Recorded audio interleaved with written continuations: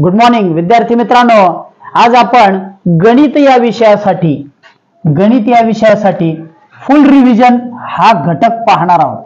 म्हणजे काय, या रिव्हिजन मध्ये साधारण 60 मिनिटांमध्ये म्हणजे एका तासात आपल्याला 50 पेक्षा अधिक प्रश्न बघायचे. एका तासात 50 पेक्षा अधिक प्रश्न. मग कशावरचे आधारित आहेत? हा जो पहिला भाग आहे फुल रिव्हिजन गणिताचा, याच्या आधी आपण मराठीचे 8 भाग दिलेत फुल रिव्हिजन, व्याकरण, मराठी, शब्दसंपत्ती सहित. त्याच्यानंतर बुद्धिमत्तेचे महत्वाचे नवोदयच्या अनुषंगाने 4 फुल रिव्हिजनचे भाग घेतलेत. आणि आज आपण आता इथून पुढे आपण गणिताची फुल रिव्हिजन घेणार आहोत. यामध्ये 50 प्रश्न आहेत, ज्या प्रश्नांमध्ये संख्यांवर आधारित सगळे प्रश्न येतील. म्हणजे यामध्ये संख्येचा कुठलाही प्रश्न सुटणार नाही. आपण सगळे प्रश्न पाहणार आहोत या 60 मिनिटांमध्ये. संख्यांवर आधारित सर्व प्रश्न, त्यांचे नमुने, त्यांचं स्पष्टीकरण, एक एक प्रश्न घेऊन सोडवणार आहोत. ठीक आहे. हे प्रश्नपत्रिकांमधलेच प्रश्न आहेत जे आपण वेगळे काढले, ज्या प्रश्नपत्रिका जोडल्यात आणि त्यातले प्रश्न घेणार आहोत. मग कोणकोणते घेणार आहोत आपण? व्यावहारिक संख्यांची नावं, त्याच्यावरचे प्रश्न आहेत. त्यातला प्रश्न स्थानिक किंमत व दर्शनी किंमत याच्यावरचा प्रश्न आहे. त्याच्यानंतर मूळ संख्या आणि संयुक्त संख्या यावरचा प्रश्न आहे. या प्रश्नांमध्ये आपण काय करणार? प्रश्न घेणार आणि जिथं तुम्हाला स्पष्टीकरणाची अधिक गरज आहे तो घटक आपण सविस्तर घेणार आहोत. म्हणजे ह्या 60 मिनिटांमध्ये तुम्हाला काही संकल्पना सुद्धा समजून सांगणार आहे. ठीक आहे. 2 टप्प्यात आपण हा घटक करणार आहोत. तर पहिल्या याच्यामध्ये ही व्यावहारिक नावे, स्थानिक किंमत, दर्शनी किंमत हे होईल. आणि नंतरच्या याच्यात पहिल्या याच्यात लहान मोठी संख्या, सर्वात मोठी संख्या, नंतर रोमन अंकांवरचे प्रश्न, त्याचसोबत क्रमगत संख्या, सहमूळ संख्या, असे संख्यांवर येणारा एकही प्रश्न ह्याच्यात सुटणार नाही. 50 प्रश्न बघू, 50 पेक्षा अधिक प्रश्न होतील आणि स्पष्टीकरणही घेऊ. ठीक आहे. विषयाला सुरुवात करू. गणिताच्या ह्याच्यानंतर येणाऱ्या एकही रिव्हिजन चुकवायच्या नाहीत. ह्याच्या बाहेरचा प्रश्न 3री, 4थी, 5वी, 6वी या विद्यार्थ्यांना येणारच नाही. अशाच प्रकारचे येतील, फक्त अंक बदलून येतील. ठीक आहे. ओके, चला करू सुरुवात. पहिला प्रश्न आपण बघू. पहिला प्रश्न आहे, बघा, ही एक संख्या आहे, हिला मी मार्किंग करतो. शतक, हजार, 52,34,296 ही संख्या आंतरराष्ट्रीय चिन्हात कशी लिहाल? म्हणजे काय आंतरराष्ट्रीय चिन्ह म्हणजे काय? इंग्लिश मधल्या अंकात कशी लिहिणार? बघा बरं, आपण लिहून बघू खाली. 5, 2, 3, 4, 2, 9, 6 म्हणजे परत अशी झाली. 52,34,296 म्हणजे काय? 52,34,296 कुठे आहे? 52,34,296 पर्याय क्रमांक 1. आपलं उत्तर आहे 1. ठीक आहे, बरोबर. चला पुढचं बघू. त्यानंतर दुसरा प्रश्न, सध्याच्या 100 व 200 रुपयांच्या नोटावर असणारे क्रमांक टिंबटिंब संख्या चिन्हात लिहितात. सध्याच्या याच्यामध्ये असणारे कोणत्या संख्या चिन्हात? शब्द बघा, लिपीत नाहीये. लिपी असतात तर देवनागरी, रोमन आणि हिंदी आला असतं. लिपी कोणत्या आहेत? या 3 ज्या दिल्यात, कोणत्या दिल्यात? देवनागरी ही लिपी आहे. त्याच्यानंतर रोमन ही लिपी आणि त्याला संख्या चिन्ह पण आहेत, देवनागरीतून पण आहेत. हिंदी सुद्धा लिपी आहे आणि त्यातूनही संख्या चिन्ह आहेत. पण त्याने काय विचारलंय? फक्त संख्या चिन्हे. मग आंतरराष्ट्रीय याच्यामध्ये आंतरराष्ट्रीय लिपी म्हणजे इंग्लिश मधून वापरले जाणार आहे. ठीक आहे. मग याच्यात संख्या चिन्ह विचारलेले आहेत. आंतरराष्ट्रीय संख्या चिन्ह आपण वापरतो आणि ह्याच्यामध्ये आंतरराष्ट्रीय याच्यामध्ये इंग्लिश ही लिपी वापरली जाते. इंग्लिश मधली अक्षर वापरतात. आपल्या प्रश्नाचं उत्तर आहे 4 नंबरचा पर्याय. ठीक आहे. पुढे, आंतरराष्ट्रीय संख्या चिन्हे एकूण किती आहेत? बघा, आता आपण बघितलं आंतरराष्ट्रीय संख्या चिन्ह किती आहेत. किती आहे तो संख्या चिन्हे? आंतरराष्ट्रीय संख्या चिन्हे सांगा. आठवतंय का काही? 9, 10, 100 का 99? 1 ते 100 पर्यंत अंक आपण वापरतो. मग 100 आहेत का? नाही. 99 नाही. 10 नाही. मग बघा बरं किती आहेत, सांगा मला. चला, काय उत्तर येते तुमचं? तुम्हाला माहित असतील तर तुम्ही सांगू शकता. बघा यामध्ये आपले जे आंतरराष्ट्रीय संख्या चिन्ह आहेत हे 10 आहेत. किती आहेत? 10. कोणकोणते? 1 2 3 4 5 6 म्हणजेच 1 2 3 4 5 6 7 8 9 आणि 0. How many international letters are used? बरोबर. किती न्यूमरिकल साठी किती अक्षरी संख्या चिन्ह वापरली जातात अंकी? मग ही 10 अंकी संख्या चिन्ह वापरली जातात. ठीक. पुढचा प्रश्न आपण पाहत आहोत. 7.25 लक्ष ही संख्या कशी लिहितात? बघा 7.25 लक्ष. आता इथं बघा सव्वा म्हणजे काय ते आधी सांगतो, त्याच्यानंतर अर्धा, अर्धा म्हणजे काय आणि पाऊण म्हणजे काय, त्यानंतर दीड म्हणजे काय आणि अडीच म्हणजे काय हे आपण लक्षात घेऊ. ठीक आहे. बघा इथं सव्वा म्हणजे काय, जर आपण एक भाकर घेतली तिचे 4 तुकडे केले तर ही पूर्ण एक भाकर झाली आणि यातला जर पाव भाग घेतला, किती भाग घेतला? पाव भाग, तर हा एक पूर्ण आणि चौथा हिस्सा हा झाला सव्वा. म्हणजे काय? कुठल्याही गोष्टीचा चौथा हिस्सा तो झाला सव्वा. मग 100 असतील तर 100चे 4 भाग केले, समजा आपल्याकडे 100 रुपये आहेत, 100चे 4 भाग केले तर चौथा हिस्सा होतो 25. 25 25 25 25 4 वेळा मिळाला की 100. म्हणजेच 125 जर झाले, 100 आणि 25 मिळवले तर होतात 125. मग इथं सव्वा म्हणजे किती अंकी? अंकी जर म्हटलं तर 25 ला सव्वा म्हणतात. बघा सव्वा 1200 म्हणजे 1200 आणि 25. सव्वा लाख म्हणजे 1 लाख आणि पुन्हा वरचे पाव लाख. बरोबर. अशा पद्धतीने आपल्याला बघायचं. आणि अर्धा म्हणजे काय? या एका भाकरीचे 2 भाग घेतले तर अर्धा. अर्धा आपण बघितलेला आहे 1/2. बरोबर. अपूर्णांकाचा जर शिकला असाल तर तुमच्या हे लक्षात आहे अर्धा. मग अंकात जर बघितलं 100चा अर्धा किती? 50. 100चा अर्धा किती? 50. आले लक्षात? हे झाला अर्धा. पाऊण. पाऊण म्हणजे काय? यातली एक भाकर आहे, हा एक भाग सव्वा, हा भाग अर्धा आणि हा भाग जर घेतला तर 3 भाग झाले. एका याचे 3 भाग म्हणजे पाऊण. किती झाला? पाऊण. मग 100चाच विचार केला तर त्याचे पाऊण होतात 75. ठीक आहे. 1000 असतील तर त्याचे पाऊण 750. बरोबर. पुढे दीड. दीड म्हणजे काय? एक पूर्ण आणि अर्धा. एक पूर्ण आणि अर्धा. मग 100 मध्ये विचार केला तर 150 कसे? 100 आणि अर्धा 50 म्हणजे झाले 150. किती झाले? 150. बरोबर. अडीच म्हणजे 2 पूर्ण आणि अर्धा हे झाला अडीच. बघा 2 पूर्ण आणि अर्धा अडीच झाला. 100चा विचार केला तर 2 म्हणजे 100च्या 2 नोटा 200 आणि अर्धा म्हणजे 50. 250 म्हणजे अडीचशे. 250. आले लक्षात? अशा प्रकारे सव्वा म्हणजे 1 आणि 1/4, अर्धा म्हणजे 1 आणि अर्धा, पाऊण म्हणजे 1/3, दीड म्हणजे 1 पूर्ण आणि अर्धा, अडीच म्हणजे 2 पूर्ण आणि अर्धा. समजले? मग आता आपल्याला हे तुम्ही व्हिडिओ पॉज करून लिहून काढा.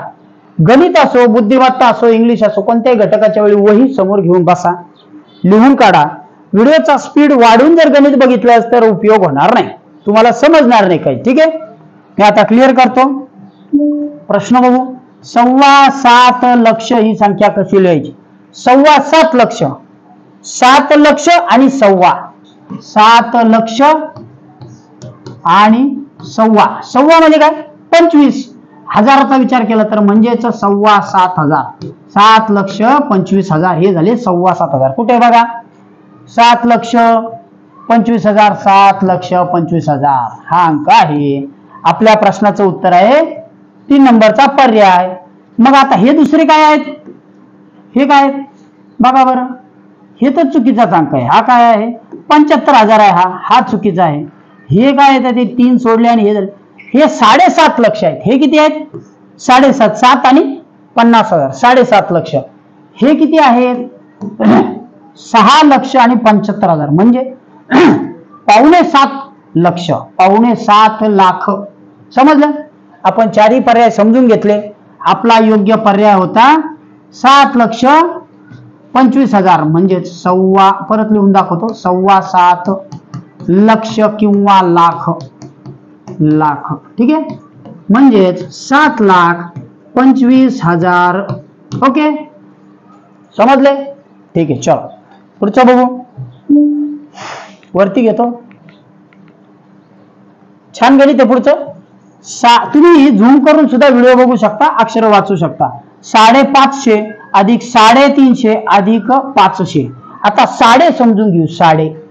साडे म्हणजे काय? आपण आधी बघितलं दीड बरोबर आहे.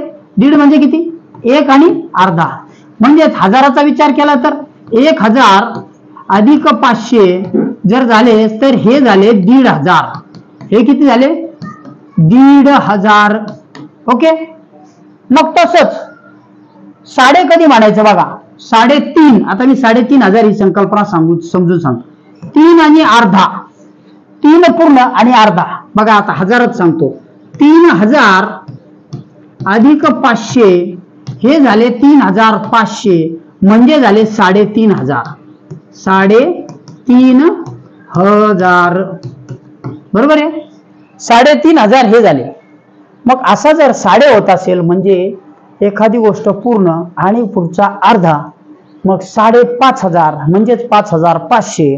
4,500 म्हणजेच 4,500. 5,500 म्हणजे 5,500. असं असेल तर हे सगळं लिहून काढा. पुढचं बघू. आपल्याला अंक दिलाय 550. आता मी इथं बेरीज करतो. 550 म्हणजे 550 अधिक 350 350 अधिक 500 अधिक 500. ठीक आहे, बघा अंक दिसतात, झूम करा. 0 0 0 बेरीज 5 आणि 5 10, एकाला हातचा. पुन्हा 5 आणि 5 10, 10 आणि 4 14, 1400. किती आले गणित? 1400. इथून खाली घेतो, खाली मांडतो, परत मांडतो. 550 550 अधिक 550 झाले 350 350 500 बेरीज 85 0. ठीक आहे, एकाला हातचा. 6 6 आणि 3 9 9 आणि 5 14, 1400. उत्तर आहे 1400. ओके, आले लक्षात? ठीक आहे, चल पुढचं बघू. गणित परत लिहून काढा. 6 दशलक्ष ही संख्या अंकात कशी लिहिणार? 6 दश म्हणजे 60 लक्ष. 6 दशलक्ष 60 लक्ष. पहा कुठे आहे? 60 लक्ष 6 6 कुठे आहे? 6 इथे आहे, इथे आहे, इथे आहे. याच्यात नाही, हे चुकलेलं आहे. ठीक आहे, मग आता ह्याच्यामध्ये विचार करू.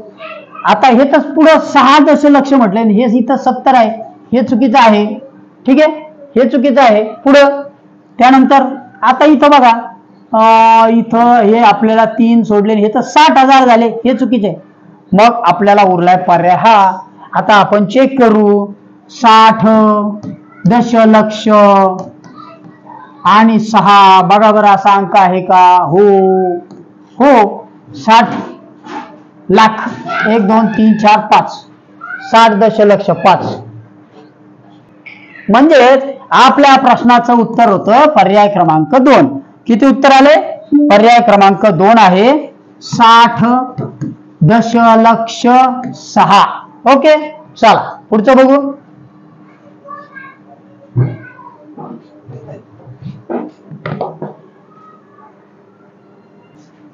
पुढचा प्रश्न आपल्याला बघायचा आहे. 32 नंबरचा प्रश्न आहे.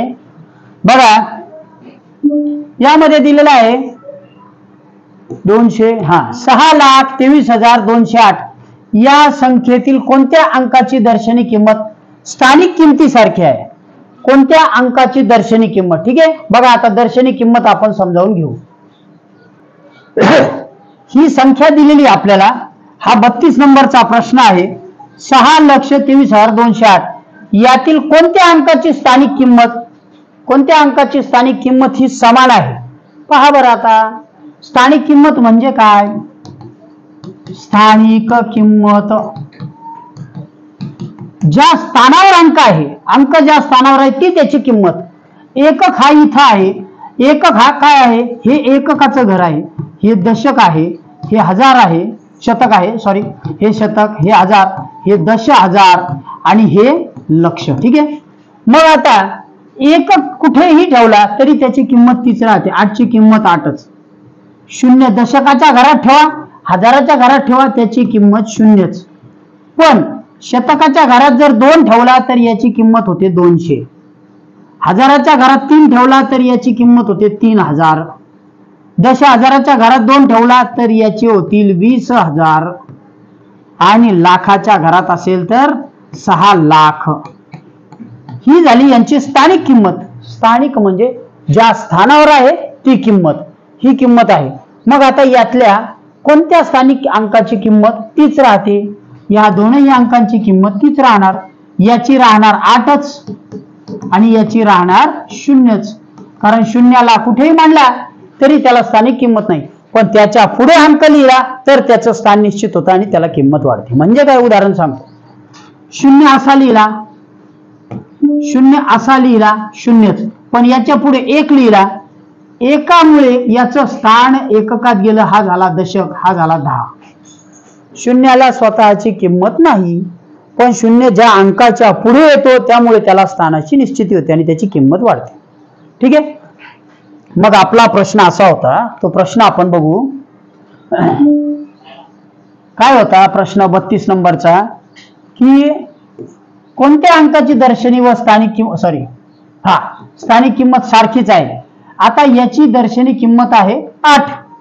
8 ची किंमत 8च, शून्याची किंमत 0च. आपला पर्याय होता हा. कारण इथे जर यांची किंमत विचार केला तर 0 0 राहील, पण 2 ची किंमत मात्र सारखी होणार नाही. 2 ची किंमत 200 होईल आणि 2 ची दर्शनी किंमत किती? 2. आणि स्थानावरती गेल्यामुळे स्थानिक किंमत किती? इथं गेल्यामुळे 200.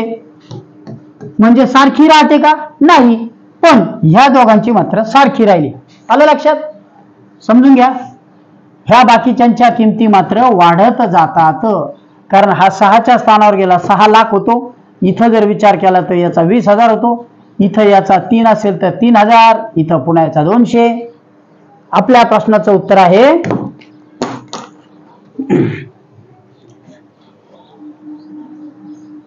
काय आहे? प्रश्नाचं उत्तर 0 आणि 8. ठीक आहे. पुढचं बघू.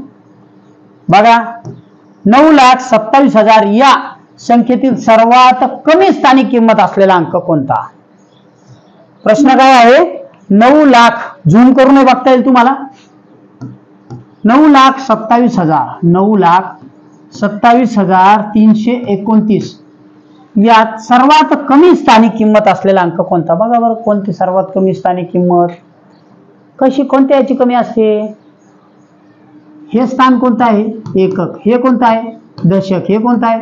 शतक. हे हजार, दशहजार आणि हे लक्ष. सगळ्यात कमी किंमत कोणत्या अंकाची असते? कोणत्या स्थानाची असते? पर्याय क्रमांक यामध्ये आहे.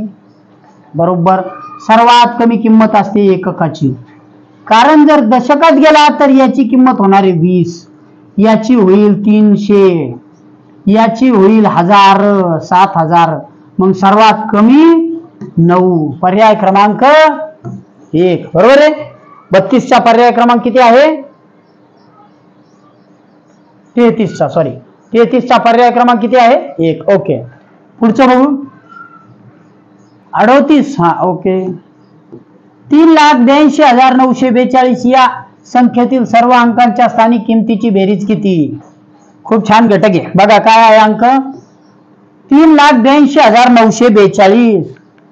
आपण इकडे समजून घेऊ. ठीक आहे.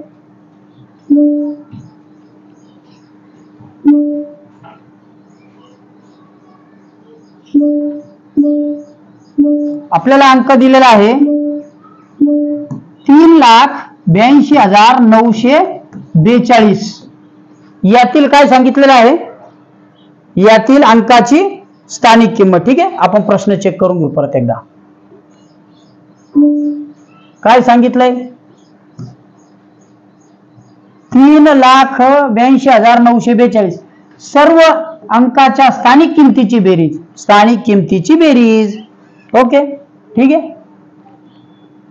बघा बरं, अंक आपण लिहिलेला आहे, याच्या स्थानिक किमतीची बेरीज बघा. आता यांची स्थानिक किंमत किती प्रत्येकाची? 2 ची स्थानिक किंमत 2च, याची स्थानिक किंमत 40 याची, बरोबर की नाही? हा दशकाच्या स्थानात आहे ना, हा एकक, हा दशक, हा शतक, हा हजार, दश हजार आणि लक्ष. यांची स्थानिक किंमत वाढत जाणार. याची 2, ह्याची 40, याची 900, याची 2000, याची 80,000, ठीक आहे, आणि याची 3 लक्ष. बघा बरं, या सगळ्यांच्या स्थानिक किमतीची बेरीज किती होणार? 202, 404, 909, 202, 808, 303. अहो तेवढीच राहिली स्थानिक किंमत. या सगळ्या अंकांच्या स्थानिक किमतीची बेरीज तेवढीच राहिली. कळलं? कळलं का? आता मी दुसरा फरक सांगतो. हे काय होतं माहिती का? ही स्थानिक किंमत होती, स्थानिक किमतीची बेरीज, किंमत बेरीज. आता याच्या दर्शनी किमतीची बेरीज बघू. दर्शनी म्हणजे काय? जो अंक जसा दिसतो तशीच किंमत.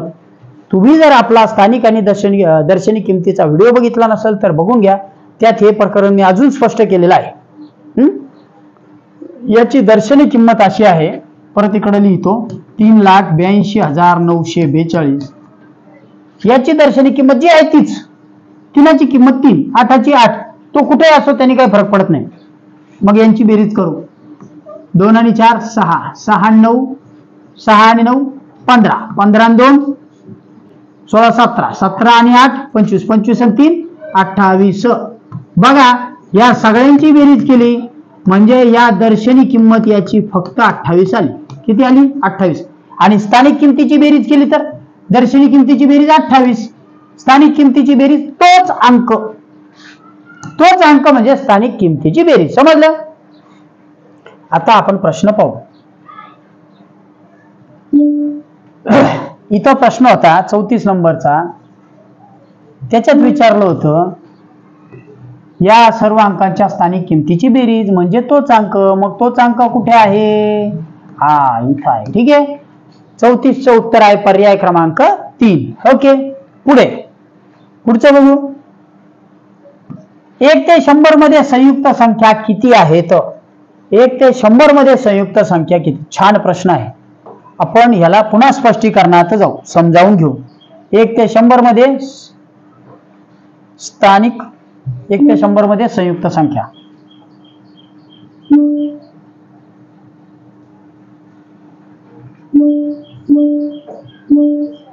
प्रश्न होता 1 ते 100 मध्ये संयुक्त संख्या किती? ठीक आहे, तर आधी 1 ते 100 मध्ये आपण मूळ संख्या बघू. 1 हा जो अंक आहे ना, हा 1 हा मूळ संख्या सुद्धा नाही, मूळ नाही आणि संयुक्त नाही. संयुक्त नाही, ठीक आहे, मूळ पण नाही, संयुक्त पण नाही. त्यानंतर 2 ही अशी संख्या आहे जी वर्ग संख्या आणि सम आहे, सम आणि मूळ संख्या आहे. ठीक आहे, त्यानंतर ज्या विषम संख्या आहेत त्या सगळ्या, त्यातल्या बऱ्याचशा मूळ आहेत, तर त्यांची संख्या आहे मूळ संख्यांची 24, एकूण 24. आणि हा 1 मिळून झाला, 2 मिळून झाला 1, 25. मग मूळ संख्या किती झाल्या? 25. 100 मधून 25 वजा करा, किती झाले? 75 उरले. आणि हा 1 वजा करा, 100 मधून 26 वजा केले, 100 मधून 26 वजा केले तर उत्तर राहतं 74. 100 मधून 26 गेले 74. म्हणजेच 1 ते 100 मध्ये संयुक्त संख्या आहेत 74. किती आहेत? 74. कसं काढलं आपण? त्याच्यातनं 25 मूळ संख्या वजा केल्या आणि 1 ही संख्या कशातच नाही, मूळ पण नाही, संयुक्त नाही, म्हणून 26 वजा केल्या. 1 ते 100 मधून 26 वजा केल्या, 74 उरल्या. या झाल्या संयुक्त संख्या. 1 ते 100 मध्ये संयुक्त संख्या आहेत 74. ओके, मागे जाऊ, प्रश्न बघू.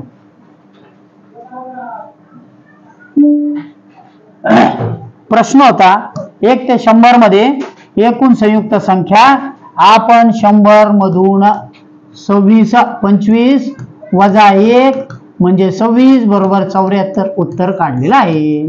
किती आलं? 74. 1 ते 100 मध्ये संयुक्त संख्या आहेत 74. ठीक आहे. पुढचा प्रश्न बघू. 1 ते 100 मध्ये ठीक आहे, आधी बघू 36 चा. 1 ते 100 मध्ये 1 हा अंक किती वेळा आलाय? 1 हा अंक किती वेळा आला? आता मी त्यातले अंक सांगतो तुम्हाला. 1 ते 100 मध्ये 0 हा अंक किती वेळा आलेला आहे? 1 ते 100 मध्ये 0 हा अंक किती वेळा आलेला आहे? बघा बरं. 1 ते 100 मध्ये 0 हा अंक 11 वेळा आला. त्यानंतर 1 ते 100 मध्ये 1 हा अंक 21 वेळा आला आणि 2 ते 9 हे अंक 20 वेळा येतात. प्रत्येक अंक 20 वेळा येतो. किती वेळा येतो? 20 वेळा. बघा आता 2 ते 9 20 किती झाले? 20 वेळा. हा 21 आणि हा झाला 11. आलंय लक्षात? मग अशा पद्धतीने आपण यावर स्वतंत्र व्हिडिओ दिलेला आहे 1 ते 100 अंकांवरील प्रश्न नावाने. तो तुम्ही अवश्य बघा. मागे आहे गणिताच्या प्लेलिस्ट मध्ये तुम्हाला हा सापडेल. त्या प्रश्नाचं उत्तर होतं 1 ते 100 मध्ये 1 हा अंक 21 वेळा येतो. किती वेळा येतो? 21. आणि बाकीचे सगळे अंक 20 वेळा येतात. 11 शून्य मात्र 11 असतो. ठीक आहे. पुढचं बघू. 1 ते 100 पर्यंत एकूण किती वर्ग संख्या आहेत? 1 ते 100 पर्यंत एकूण वर्ग संख्या किती? हा प्रश्न सुद्धा खूप छान आहे. आपण इकडे समजावून घेऊ त्याला.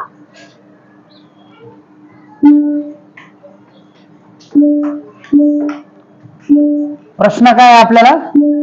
1 ते 100 मध्ये वर्ग संख्या किती? वर्ग संख्या म्हणजे ज्या वर्गात आलेल्या आहेत. 2 चा वर्ग किती आहे? 2 चा वर्ग 4, 3 चा वर्ग 9, 4 चा वर्ग 16, 5 चा वर्ग 25. तुमच्या लक्षात येईल, फक्त समजून घ्या. 6 चा वर्ग 36, 7 चा वर्ग 49. याचा सुद्धा व्हिडिओ येतोय बघा. 8 चा वर्ग 64, 9 चा वर्ग 81, 10 चा वर्ग 100. आता प्रश्न काय होता? 1 ते 100 मध्ये किती वर्ग संख्या आलेल्या आहेत? बघा बरं. इथपर्यंत जर केलं तर मध्ये 1 2 3 4 5 6 7 8 8 किती आल्या आणि ती 9. ठीक आहे. आता आपण आपलं उत्तर बघू. प्रश्न बघायचे तर आपल्याला काय सांगितलेलं आहे बघा. 1 ते 100 मध्ये किती वर्ग संख्या आहेत? किती झाल्या? किती आलं उत्तर? 37 च किती? 10. किती आलं? 1 ते 100 मध्ये 10. ओके. का आलं सांगा बरं मला का? आणखी एक वर्ग संख्या राहिली होती. कोणती? 1 चा वर्ग किती हो? 1 चा वर्ग 1च. 1 चा वर्ग 1. मग आता पहा मोजा. 1 2 3 4 5 6 7 8 9 10. एकूण वर्ग संख्या झाल्या 10. ठीक आहे. समजले? यासाठी सुद्धा आपण स्वतंत्र व्हिडिओ बनवलेला आहे. तो बघा. वर्ग संख्यांचा आहे. त्यानंतर आपण घनसंख्यांचाही केलेला आहे व्हिडिओ. ठीक आहे. चला प्रश्न बघू. याचं उत्तर आपण शोधलेलं आहे. 1 ते 100 मध्ये आहे 10. पुढचं बघू. खालीलपैकी मोठ्यात मोठी 4 अंकी संख्या कोणती? खूप छान प्रश्न आहे आणि सोपा आहे. आपण काढलेले आहेत असे उत्तर. ठीक आहे. आपण उत्तर काढलेले आहेत. मोठ्यात मोठी संख्या जर करायची असेल तर कोणताही अंक लिहायचा असेल तर आधी समजून घ्या. 1 ते 9 मध्ये सर्वात मोठा अंक कोणता आहे? 9. मग जर मोठ्यात मोठी संख्या करायची असेल तर 9 चा वापर करा. 1 अंकी असेल तर हा 9 1 अंकी. 2 अंकी असेल तर 2 वेळा 9 वापरा 99. 3 अंकी करायची असेल तर 3 वेळा 9 वापरा 3 अंकी 999. 4 वेळा 9 9 9 9. 5 वेळा पुन्हा परत 9 9 9 9 वापरा. 6 9 9 9 9 9 9. ठीक आहे. 6 झाले. मग अशा प्रकारे आता आपल्याला काय विचारलंय? मोठ्यात मोठी 4 अंकी तुमच्या समोर आहे. बघा बरं. आहे का? 9999, त्याच्यानंतर 9998 नाही, 9990 नाही, 1000 नाही, ही लहानात लहान होईल. ठीक आहे, आपल्या प्रश्नाचं उत्तर आहे 9999. या संख्या आहेत मोठ्यात मोठी मोठी संख्या. ओके, पुढचं बघू. हे पॉज करा, लिहून काढा, अक्षर झूम करून वाचू शकता. 85,165 या संख्येमध्ये कोणती संख्या मिळवल्यास 6 अंकी लहानात लहान संख्या तयार होईल? आधी आपण मोठ्या बघितल्या, आता लहानात लहान संख्या तयार करू. लहानात लहान. ठीक आहे, मग काय आहे? 1 ते 10 मध्ये लहानात लहान संख्या कोणती आहे? 1, कारण 0 घेतला त्याला किंमत नाही. मग आता ह्याच्यापेक्षा 2 अंकी लहान तयार करायची असेल, ही 1 अंकी लहान झाली. 2 अंकी लहान करायची असेल तर 10, 3 अंकी लहान करायची असेल तर 100, 4 अंकी लहान असेल तर एकावरती 4 शून्य द्या 1000, 5 अंकी लहान करायचे असेल तर एकावरती 5 शून्य 4 शून्य द्या 1 2 3 4 5 झाले. परत 1 अंकी 6 अंकी करायचे असेल तर 1 लिहा आणि त्याच्यावरती 5 शून्य द्या. किती झाले? 4 1 5. किती झाले? 3 सोडले 1 लाख. म्हणजेच 6 अंकी लहानात लहान संख्या 1 लाख. समजले? आता पुढे बघा. 85,165 मध्ये कोणती संख्या मिळायला 6 अंकी तयार होईल? ह्याच्यातली मिळवायची आहे. मग आपण 6 अंकी जे तयार करायची ना, मग आपण शोधलेली आहे, त्यातनं वजा करू. यातनं 85,165 वजा करा. ही वजाबाकी तुम्ही करा, मी वेळ घालवत नाही, वजाबाकीचं उत्तर तुम्हाला सांगतो. ठीक आहे, यातलं 39चं उत्तर आहे 4. हे वजाबाकी तुम्ही केली तरी उत्तर तेवढंच येणार आहे, 14,835. ठीक आहे, म्हणजे आपण काय केलं, यांनी विचारलं होतं, मिळवलं. आपण 1 लाख ही संख्या 6 अंकी घेतली, त्यातनं 85,165 वजा केले, उत्तर आलं 14,835. ठीक आहे, वजाबाकी तुम्हाला येते असं आपण गृहीत धरले. आणि ह्या लहानात लहान संख्या या लिहून काढा. ओके, पुढे 40वा बघू. मोठ्यात मोठी 2 अंकी विषम संख्या व मोठ्यात मोठी 2 अंकी समसंख्या यांची बेरीज. एकदम सोपा प्रश्न. मोठ्यात मोठी 2 अंकी विषम संख्या कोणती? 1 पासून विषम संख्या सुरू केल्या, मोठ्यात मोठी संख्या होते 99, कारण 2 अंकी ना, ही 2 अंकी. त्याच्यानंतर जर घेतला तर 100 येतो, 100 पर्यंत तो होतो 3 अंकी. हा चालणार नाही. मग हा 2 अंकी झाला 99, हा घेतला आणि ही झाली विषम संख्या 99.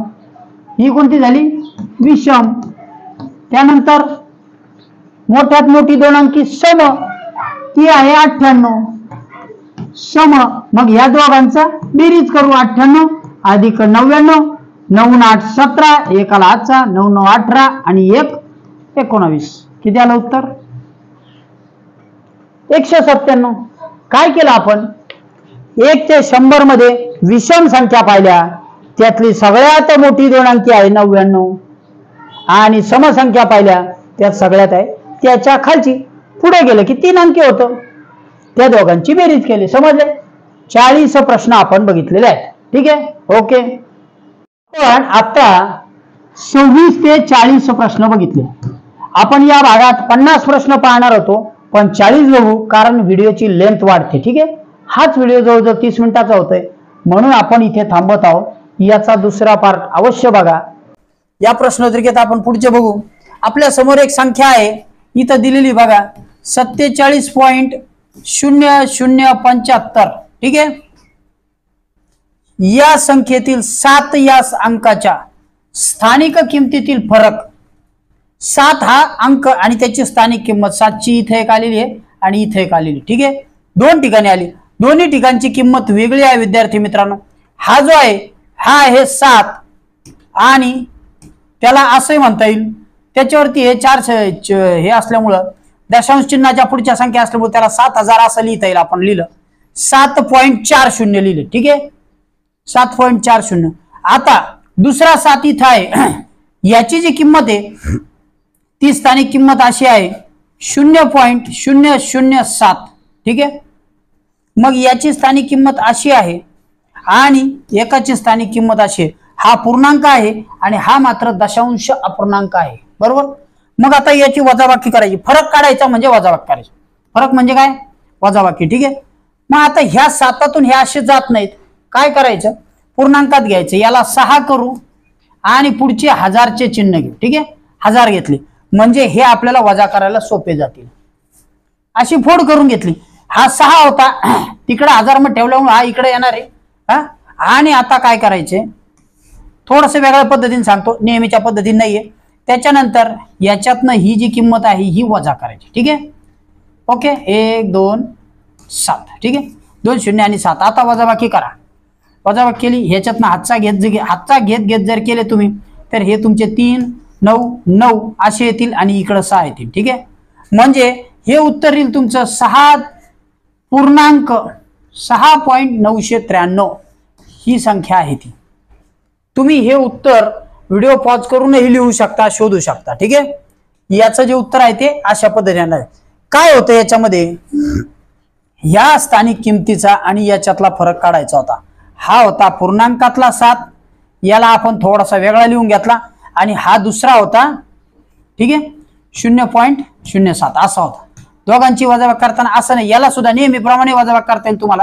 हे इकडून आहे ना, याला इकडे हातचा देऊनही करता येईल. मी त्याची फोड करून सांगितलं फक्त वेगळ्याने. ठीक आहे. ओके. चला पुढचं घेऊ. 37वा आहे m भागिले 8 बरोबर 8. ठीक आहे. तर m म्हणजे किती? एकदम सोपं उदाहरण आहे. पदावलीवरती आपण खूप छान 2 भाग केलेले आहेत. त्याच्यात सगळ्या पदावल्या मी समजून, 2 नाही 3 भाग आहेत, सगळ्या पदावल्या समजून सांगितलेल्या आहेत. आणि आता जो तुम्ही व्हिडिओ पाहता ह्याच्याच 8 दिवस आधीच तो घटक झालेला आहे. ठीक आहे. काय होतंय बघा, ह्या 8 ने याचं उत्तर 2 पद्धतीने मी तुम्हाला काढून दाखवतो. सरळ एक आणि उलटा एक. सरळ एक आणि उलटा एक. कसा पहा, हा m इकडे आहे ना, ही पदावली सोडायला. आता तुम्हाला उत्तर जर माहित असतील, नसतील कळत, तर खालचे उत्तर टाकूनही तुम्हाला एक पद्धतीने काढता येईल. खालचा एक एक अंक टाका आणि भागून पहा.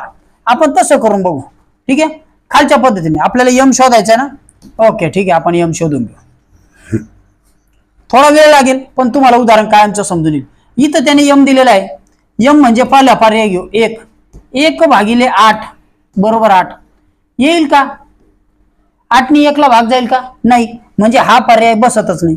त्याच्यानंतर आहे 0 भागिले 8 भागिले काय येईल? 8 येईल का? कोणत्याही संख्येला, कोणत्याही शून्याला कोणी भागलं तरी उत्तर 0 येतं. कळलं? हा नियम कधीच विसरायचा नाही. शून्याने कोणत्याही संख्येला भागलं किंवा गुणलं तर उत्तर 0. शून्याच्या जवळ जाल तर 0 व्हाल, असं आहे. म्हणून लांब थांबा. ठीक आहे. त्याच्यानंतर 16 पाहू. एमच्या जागेवर 16 टाकून बघू, एक एक पर्याय टाकून बघू. 8 भागिले 7 सॉरी 16 भागिले करावं लागेल. ओके. हा 16 भागिले 8 किती होईल? 8 दुनी 16 म्हणजे 2 येईल. ते हे जमणार नाही, किंमत 8 यायला पाहिजे ना आपल्याला. ओके. आता शेवटचा पर्याय टाकून बघू. हा जो 8 आहे ना, हा एमच्या जागेवर 64 टाकून बघू. 64 भागिले 8 किती येतं? 8 8 64 आलं उत्तर. म्हणजे हा 64च योग्य ठरतो. याचा ऑप्शन नंबर किती आहे? Option number 4. आले लक्षात? ओके. 37 ला ऑप्शन नंबर 4 आहे. आता आपण दुसऱ्या पद्धतीने करून बघू. परत मी इथं ते उदाहरण मांडतो. एक सोपी पद्धत आहे. ठीक आहे. काय करायचे? एका सेकंदात उत्तर येईल, काहीच करावं लागणार नाही. m भागिले 8 इकडची संख्या तिकडे पाठवा. m जो काढायचा आहे तो m इकडे ठेवा आणि हे इकडचे तिकडे जा. इकडं भागिले आहे, तिकडे गेल्यावर गुणिले होतील. 8 गुणिले 8 किती झाले? 64. किती सोपं आहे. जो काढायचा आहे तो एका बाजूला ठेवा, पदावली सोडवा आणि जो काढायचा इकडचा तिकडे जाताना फक्त क्रिया उलट्या करा. ओके.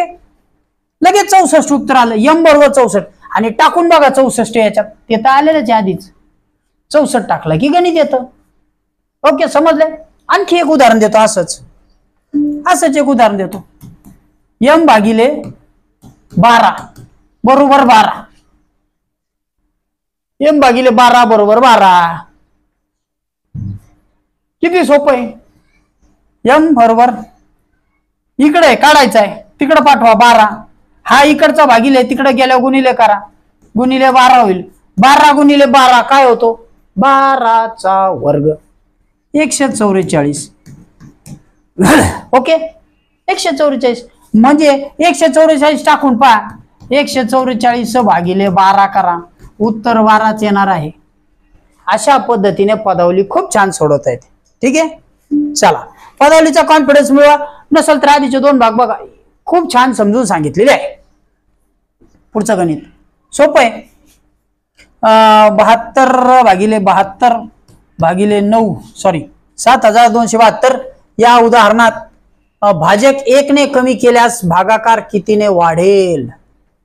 भाजक 1 ने कमी केला, भाजक आहे 8 तो 9 तो 1 ने कमी केला म्हणजे 72 भागिले 72 भागिले 8.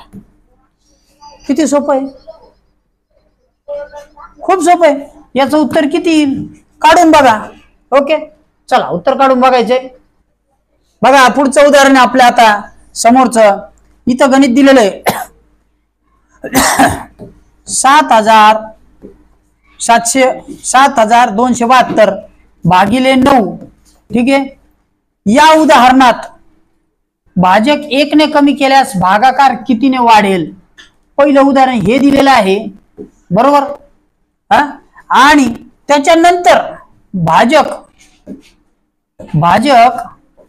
1 ने कमी करायचा म्हणजे 8. म्हणजे याच्यात 2 उदाहरणं लपलेले आहेत. हे 2 भागाकार आहेत. पहिला भागाकार हा, याचं उत्तर काढून घ्या, नंतर हा, आणि याच्यात कमी केला तर कितीने भागाकार कितीने वाढेल हे सांगितलं. आता आपण एक एक भागाकार करून बघू, थोडक्यात करून सांगतो. ठीक आहे, 72 भागिले 72 सॉरी हे 9 ने भागू, 9 1 हे 9 8 72. ओके वजाबाकी केली, इथं 0 0. आता हा 7 खाली घेतला, भाग जात नाही म्हणून 0 दिला. परत वरतून 2 खाली घेतले, परत 8 9 8 72 म्हणजे 72. वजाबाकी केली 0 0. पहिल्याचं उत्तर आलं 808. किती आलं? 808. आता त्यांनी सांगितलंय तुम्ही भाजक 1 ने कमी केल्यावर काय येईल. ठीक आहे, बघा इथं परत लिहितो आणि 8 ने भागायचे. 8 9 72. ठीक आहे, वजाबाकी करा 0 0. परत हा खाली घ्या, याला 7 ला भाग जात नाही म्हणून 0 द्या. पुन्हा वरचा 2 खाली घ्या. आता परत 8 9 72 म्हणजे वजाबाकी केली 0 0. याचं उत्तर आलं 909. ठीक आहे, म्हणजे दुसऱ्याचं उत्तर आलं 909. त्याने विचारलंय कमी केल्यानंतर भागाकार कितीने वाढतो, म्हणजे 909 वजा 808 बरोबर. वजाबाकी करा, ह्याच्यातनं 1 इथून गेला 0 0. परत याच्यातनं 1 गेला 1. 101 ने वाढेल. उत्तर आहे 101. 7272 भागिले 9 या उदाहरणात भाजक 1 ने कमी केल्यास भागाकार 101 ने वाढतो. 101 ने काय केलं आपण? पहिला जो भागाकार दिलेला होता 9 भागिले 7272 ला 9 ने भागलं आणि परत भाजक 1 ने कमी करून भागलं. 7272 ला 8 ने भागलं, याचा भागाकार काढला, त्याचा भागाकार काढला, दोघांची वजाबाकी केली, 101 उत्तर आलेलं आहे. आलं लक्षात? ओके, म्हणजे काय केलंय, सुरुवातीची उदाहरणं थोडी सोपी होती. आता जे 6वी सराव परीक्षा वाढली त्याच्यात थोडी गुंतागुंत वाढली. म्हणजे एकातच 2 क्रिया द्यायला लागली, एक क्रिया नाहीये. आणि तुम्हाला वाटलं असतं की एकच आहे, नाही. आधीचा भागाकार काढा, मग भाजकने 1 ने कमी करा आणि परत काढा. ठीक आहे, चला पुढचं उदाहरण बघू. DL भागिले D भागिले L. ओके, आणि गुणिले X. खूप छान, खूप सोपं उदाहरण आहे. ओके, X ला थोडा वेगळा काढतो. बरोबर किती? D म्हणजे काय? 500. 500 भागिले L 50 गुणिले X म्हणजे 10. ओके, हे सगळे रोमन अंक होते. आपण रोमन संख्या चिन्हांवर 2 भाग केलेले आहेत. पहिला भाग खूप विद्यार्थ्यांनी पाहिलाय, दुसरा भाग बघितलेला नाही तो बघून घ्या. ठीक आहे, 500 भागिले 50. मग आता 500 ने भागाकार करा, सोपा आहे. 500 भागिले 50 इथं मांडतो उभ्या पद्धतीने. हा शून्य गेला, हा शून्य गेला. 5 एक 5, 5 10 हे 50, हे 10, हे 10 आणि हे गुणिले 10 बरोबर काय झालं 100. जर असं उदाहरण लक्षात आलं नसेल तर परत व्यवस्थित उदाहरण समजून सांगतो. इकडे लिहितो डी भागिले एल गुणिले एक्स बरोबर किती. डी म्हणजे 500 भागिले एल म्हणजे 50 गुणिले 10 बरोबर किती. याने याला भागाकार करायचा, इकडं करतो 500 भागिले 50 उभ्या मध्ये या मांडणीत करायची सवय लावा. हा गेला, हा गेला. 5 एक 5, 5 10 हे 50. ओके, हे 10 उत्तर आलं. गुणिले 10, 10 गुणिले 10 100. पण रोमन चिन्हात काय, रोमन चिन्हात 100 म्हणजे सी, हे तुम्हाला माहित असायला हवं. हे बघा इथं दिलेलं आहे. म्हणजे उत्तर किती येते. उदाहरण लिहून काढा, समजून घ्या. आपण घेतलेलं आहे रोमन चिन्ह. ठीक आहे, 2 मिनिटात रोमन चिन्ह पाहू. 1 ला म्हणतात आय म्हणजे 1, परत 2 ला डबल आय, मग 5 म्हणजे व्ही. ठीक आहे, त्याच्यानंतर एक्स म्हणजे 10, 2x म्हणजे 20, 3x म्हणजे 30. मग एल म्हणजे काय, एल म्हणजे 50, सी म्हणजे 100, डी म्हणजे 500 आणि एम म्हणजे 1000. ओके, अशा पद्धतीने रोमन चिन्ह आहेत. मग जर असं असेल तर तुम्हाला जर म्हटलं की एम आणि डी किती, एम आणि डी, तर याचा अर्थ या एम डीचा हे 1000 आणि त्याच्या पुढे 500 लिहिलेले असल्यामुळे 500 ऍड करायचे. एम डी झाले 1500. एम डी काय झाले 1500. मी पहिला भाग समजून सांगत असताना हेच उदाहरण मी डीएम लिहिलं होतं, ते चुकीचं होतं. कारण डीएम असा लिहित नाहीत. डीएम जर लिहिला तर 1000तून 500 मायनस केलं तर 500 होतील. 500 लिहायची गरज नाही, असं लिहावं लागेल. ठीक आहे, ओके, चला. एम डी म्हणजे 1500. पुढे बघू. पुढचं उदाहरण आहे सोपं आहे, 40 नंबरचं गणित आहे. खालीलपैकी सहमूळ संख्यांची नसणारी, सहमूळ संख्याची जोडी नसणारी जोडी कोणती. अशी संख्या जी सहमूळ नाही. सहमूळ म्हणजे काय, त्या संख्येला 1 आणि तीच संख्या यांनी भाग जातो. ठीक आहे, चला तुम्हाला उत्तर काढायला वेळ देतोय. उत्तर काढायच्या इथं 4 जोड्या दिलेल्या आहेत. एक जोडी त्याच्यामध्ये सहमूळ नाही. ठीक आहे, चला काढून घ्या. बघा याच्यामध्ये तुम्हाला मी आता ही संधी समजून याच्या दोन संकल्पना परत उजळणी करून देतो. ठीक आहे, 2 रिव्हिजन करतो जर लक्षात आलं नसेल तर. सहमूळ संख्या म्हणजे काय, या सहमूळ संख्यांमध्ये तुम्हाला जोड्या दिलेल्या आहेत. आपण जोडीचा विचार करू आधी. ठीक आहे, हा जोडीचा विचार. अशी संख्या जोडीमधली तिला तीच संख्या किंवा 1 ने भाग जातो. ठीक आहे, मग अशी जोडी आहे 5 ला 5 नेच भाग जाईल, 6 ला 6 नेच भाग जाईल किंवा 1 ने भाग जाईल. म्हणजे ही सहमूळची जोडी आहे. 5 ला 5 नेच भाग जाईल किंवा 1 ने भाग जाईल. 7 ने भाग जाणार आहे का, नाही. या 6 ने 5 ला भाग जाणार आहे का, नाही. म्हणजे इथं पण त्याच संख्येने भाग जाईल आणि 1 संख्येने भाग जाईल. म्हणजे ही पण सहमूळ संख्येची जोडी आहे. पुढे 21 आणि 22 चा विचार करा. 21 ला 1 ने भाग जाईल आणि 21 नेच भाग जाईल. 22 ने भाग जाणार आहे का, नाही जाणार. दुसऱ्या संख्येने दुसऱ्यापैकी कोणी एकमेकीला भागू शकतं का, नाही. मग 22 मध्ये याला 1 ने भाग जाईल आणि 22 नेच भाग जाईल इथं, पण त्याला 21 ने भाग जाईल का, नाही. आता इथं एक राहिलेला फक्त अंक आहे 11 आणि 22. आता तुमच्या समोर उत्तर आलेले आहे. बघा ह्याला 1 ने भाग जाईल हो आणि 11 ने भाग जाईल हो. इथं 1 ने भाग जाईल आणि 11 ने भाग जाईल. इथं 22 आहेत. ओके, 11 आणि 22. मग आता हे तर झालं, पण 11 ने 22 ला भाग जातो का, हो. 11 दुने 22 म्हणजे ही 11 याला भागू शकते.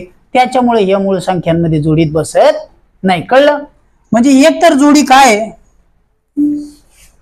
ती संख्या दोघींना एकमेकीला भागू शकत नाहीत अशा पाहिजेत, फक्त 1 ने भाग गेला पाहिजे.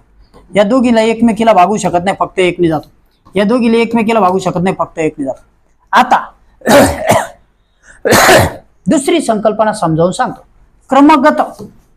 क्रमगत सहमूळ संख्या, सहमूळ संख्या किंवा क्रमवार. ही संकल्पना अशी आहे, 3 आणि 4 ची जोडी घ्या. कोणती जोडी घ्या? 3 आणि 4 ची जोडी. ही क्रमगत सहमूळ आहे. 3नी त्याला भाग जायचं नाही, यांनी भाग जायचं नाही, पण त्यांच्यात फरक एकचा आहे. 4 आणि 5 ची संख्या घ्या. 4नी 5 ला भाग जायचं नाही, 5नी 6 ला भाग जायचं नाही, त्यांच्यात फरक एकचा आहे. एकचा फरक पाहिजे, भाग नाही पाहिजे. 5 आणि 6 ची संख्या घ्या. बरोबर आहे. 5 आणि 6, 5 आणि 6 घेतल्या तर काय होतंय? एकचा फरक आहे आणि 5नी 6 ला भाग जात नाही, 7 नाही. अशा पद्धतीने तुम्ही किती लांब पर्यंत गेलात.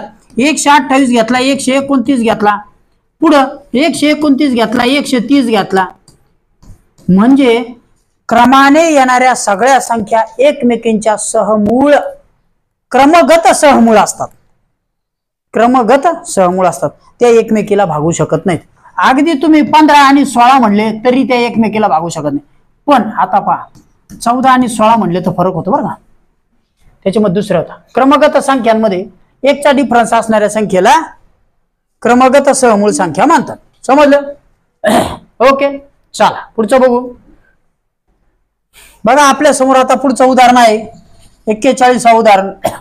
खालीलपैकी असत्य नसलेले विधान. असत्य नसलेले, असत्य नीट बघा. असत्य नसलेले म्हणजे काय हो? सत्य असलेले. काय आहे? सत्य असलेले. मग आपल्याला सत्य विधान शोधायचे. पहिले प्रश्नाचा अर्थ समजून घ्या. आता पहा उदाहरण, एक विधान पाहू. प्रत्येक आयत हा चौरस असतो. त्याने काय म्हटलं? आयत. हा आयत हा असा चौरस असेल का? चौरसाचे तर चारही बाजू समान पाहिजेत. आहे का? नाही. म्हणजे हे विधान चुकीचं आहे. प्रत्येक चौरस हा आयत असतोच असे नाही. प्रत्येक चौरस हा चौरस असतोच असे नाही. ठीक आहे. म्हणजे प्रत्येक चौरस हा आयत असतोच असे नाही. हे विधान सुद्धा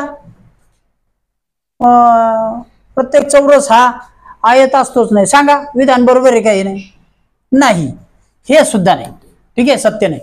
पुढे, हा आयत असेलच असे नाही, पण प्रत्येक चौकोन हा चौरस असतोच. प्रत्येक चौकोन, आता इथं चौकोन दिलाय, ठीक आहे, हा असा चौकोन जर घेतला आपण, हा असा, तर हा असा तिरपा, हा पण चौकोन, हा 4 बाजू आहेत, याला 4 कोण आहेत. हा चौरस असतोच का? नाही. हे विधान जुळत नाही. पण प्रत्येक आयत हा चौरस असेलच असे नाही. हा जो आयत आहे दिलेला, हा चौरस होईलच असे नाही. म्हणजे हे विधान बरोबर आहे. त्याचं 4 नंबरचं विधान जे आहे ते सत्य आहे. आलं लक्षात? ओके, चला पुढचं बघू. पुढचं उदाहरण खूप सोपं आहे, तुम्हाला सोडवायचंय. तुमच्या समोर व्हिडिओ पॉज करा, उत्तर सोडवा. नसेल तर आपण पुढे जाऊ. ठीक आहे. 42 नंबरचं उदाहरण तुम्हाला वेळ देतो. चला, आता हा आकृतीबंध पूर्ण करायचा होता, खूप सोपा होता. हा जो आपण जर झाला फॅन आहे, या फॅनला एकच पात आहे.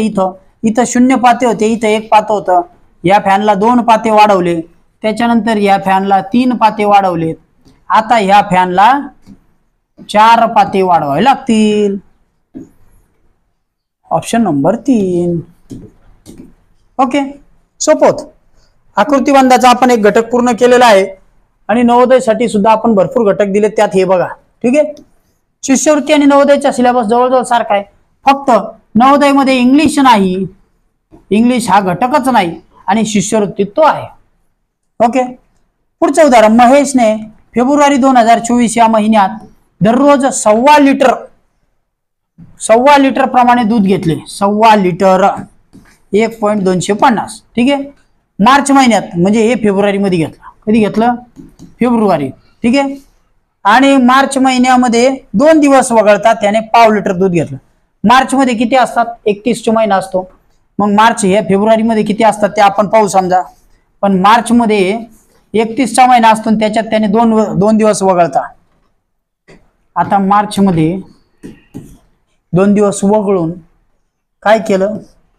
1.5 लिटर प्रमाणे दूध घेतलं. ठीक आहे. मग आता इथं मार्च मध्ये 31 दिवसापैकी त्यांनी किती घेतलं? 2 दिवस वगळलं, म्हणजे 29 दिवस त्यांनी 1.5 लिटर दूध घेतलं. 1.5 लिटर म्हणजे 750 पाव लिटर, ओके ओके पाव लिटर आहे, ठीक आहे. पाव लिटर म्हणजे 250, ठीक आहे. पाव लिटर म्हणजे 250 प्रतिदिन याप्रमाणे दूध घेतले. जर दुधाचा दर 50 असेल तर महेशने फेब्रुवारी आणि मार्च या 2 महिन्याचे दुधाचे बिल किती द्यायचे? दर दिलाय 50 रुपये लिटर, ठीक आहे. आधी दिवस काढावे लागतील. फेब्रुवारी 2024 आहे. 24 म्हणजे ते लीप वर्ष झालं. लीप वर्ष म्हणजे इथं 29 दिवस येणार आहेत आणि इथं 31 पैकी त्यांनी 29 दिवस काय केलं? पाव लिटर घेतलं आणि 2 दिवस त्यांनी त्याच्यातले पण 2 दिवस मार्च मधले काय केलं असणार आहे? 1.25 लिटर घेतलेलं असणार. म्हणजे आता आपल्याकडे 29 आणि 2 31 दिवस 1.25 लिटर आहे. 31 दिवस 1.25 लिटर आहे आणि 29 दिवस पाव लिटर आहे, ठीक आहे. ओके, मग आता अशा पद्धतीने करायचं. याचा उत्तर काढा, याचं उत्तर काढा. दोन्हीचं तुम्हाला एकूण लिटर मिळणार आहेत आणि त्या एकूण लिटरला 50 ने गुणा, तुमचं उत्तर येऊन जाईल. बरोबर आहे. दोन्हींचा गुणाकार करा दशांशामध्ये. आधी दशांशात न करताना प्लेन गुणाकार करून घ्या. म्हणजे याचा विचार न करता डायरेक्ट 31 ने त्याला गुणा, याचा विचार न करता करा आणि 50 ने शेवटी त्याला गुणा. हे तुमचं जे उत्तर येईल इथलं दोघांची बेरीज करायची. जे लिटर येणार आहेत या एकूण लिटरला 50 ने गुणायचं. उदाहरण तुम्हीच सोडवायचं. एवढं उत्तर मी तुम्हाला सांगतो. आलेल्या याला जेव्हा तुम्ही 50 ने गुणणार आहात तेव्हा तुमचं जे उत्तर आहे ते 2925. ओके, एवढं येणार आहे. म्हणजे त्या 2 गुणाकार करायला तुम्हाला सांगितले होते. तुम्ही व्हिडिओ मागे घ्या, ते उत्तर काढा. तुमचं उत्तर एवढं झालेलं असेल, ठीक आहे. गुणाकार फक्त मी केला नाही, वेळ जाईल म्हणून. ओके, चला पुढचं उदाहरण बघू. बघा आपल्या समोर 44वा उदाहरण आहे. 20 किलोमीटर लांबीचा रस्ता आहे, ठीक आहे. हे बघा इथं मी रस्ता काढतोय 20 किलोमीटर लांबीचा. इथं सुरुवातीला एक झाड लागलेलं आहे, ओके, आणि शेवटपर्यंत असा. म्हणजे हे दुतर्फा काय 20 किलोमीटर लांबीच्या रस्त्याच्या दुतर्फा म्हणजे दोनही बाजूला. हा शब्द खूप महत्वाचा आहे. दोन्ही बाजूला, दुतर्फा म्हणजे दोन्ही बाजूला लावला. हा रस्ता आहे 20 किलोमीटर, हा रस्ता आहे 20 किलोमीटर. दोन्ही मिळून झाले 40 किलोमीटरचा रस्ता टोटल झाला. हे लक्षात घ्यायचं सगळ्यात आधी. आता आपल्याला गणित करताना 40 विसरावं लागणार नाही. 40 किलोमीटर लांबीचा रस्ता आहे. 25 मीटर अंतरावरती एक झाड लावले. एक झाड 25 ला. सुरुवात 1 ने होईल. 25 25 25 शेवटी हा एक वाढणार आहे.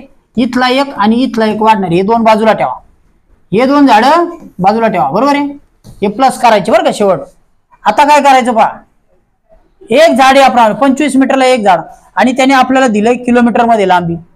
मग आता आपल्याला हे माहिती आहे 1000 मीटर म्हणजेच 1 किलोमीटर आणि त्याने लावलं 25 ला. मग आपण 1000 किलोमीटर मध्ये 1000 मीटर मध्ये काढून घेऊ. 25 भागिले 1000. 25 एक 25, 25 चौक 100. हा वरती 0, 40. 1 किलोमीटर मध्ये किती आले झाड? 1 किलोमीटर मध्ये 40 झाडे आलेले आहेत विद्यार्थी मित्रांनो, ठीक आहे. 40 झाडे. आता किती सोपं झालं पहा. आपल्याकडे 40 किलोमीटर आहे. किती किलोमीटर आहे? 40. 40 किलोमीटर गुणिले 1 किलोमीटर 40 झाड. 40 गुणिले 40 झाड बरोबर 0 0 0 2 0 4 चौक 16. 1600 आणि हे याच्यातले 2 झाड. पहिला नंबर लावले होते, शेवटचे 2 वाढतील की नाही. 1602 झाड. किती झाले? 1600 अधिक 2 म्हणजे आपलं उत्तर आलं 1602 झाडे. समजलं? ओके. काय काय झाले परत सांगतो. 20 किलोमीटर लांबीचा रस्ता होता. एक बाजू दुतर्फा म्हणल्यामुळे दुसरी बाजू. 20 आणि 20 झाले 40. 25 मीटरवर एक झाड लावलं. 25 मीटरवर एक झाड. मग त्यांनी सांगितलं किती लागतील. हे मीटरवर लावलेलं होतं, अंतर किलोमीटर मध्ये दिलेलं आहे. म्हणजे 1000 आपण काय केलं 1000 ला 25 चे किती होतात त्यांनी भागून पाहिलं. 25 एक 25 25 चौक 100. हा 0 40 आले. 1 किलोमीटर मध्ये 40 झाड. तर 40 किलोमीटर मध्ये किती गुणाकार केला? 40 गुणिले 40 1600 आणि शेवटचा 1 आणि 1 2 वाढला. कारण इथून सुरुवातीपासून लावले तरी शेवटी सोडता येणार नाही, ते प्लस करावं लागतील. ठीक आहे, कारण मध्ये आपण दोरीचे जर तुकडे केले तरी एक तुकडा कमी होतो, पण झाड लावलं, खांब लावला तरी एक एक झाड वाढतं. कारण हे वर्तुळ नाहीये, वर्तुळ असतं तर कमी झालं असतं. ही लेंथ सरळ आहे म्हणून शेवटचे 2 झाड वाढवले. हे उत्तर आलं 1602. आलं लक्षात? ओके, चला आता आपल्या व्हिडिओची लेंथ ही जवळजवळ 30 मिनिटाच्या आसपास झाली. आपण 25 उदाहरणांचं ठरवलं होतं. ओके, आता आपण ह्याच्यामध्ये साधारणपणे 15 ते 20 उदाहरणं घेतले, 15-20. तुम्हाला हा घटक आवडला असेल तर याला लाईक करा. काय होतंय, आपण उदाहरणं समजून सांगण्याचा प्रयत्न करतो, त्याच्यामुळे तुमचं अंडरस्टँडिंग वाढणार आहे. उदाहरणाच्या ह्याच्यामध्ये आता काय होतंय, उदाहरणं थोडेसे एकमेकात गुंतत चाललेले आहेत, त्याचं स्पष्टीकरण करताना थोडा वेळ लागतो. ओके, घटक आवडला असेल तर लाईक करा. आता थांबतो. Good day, bye.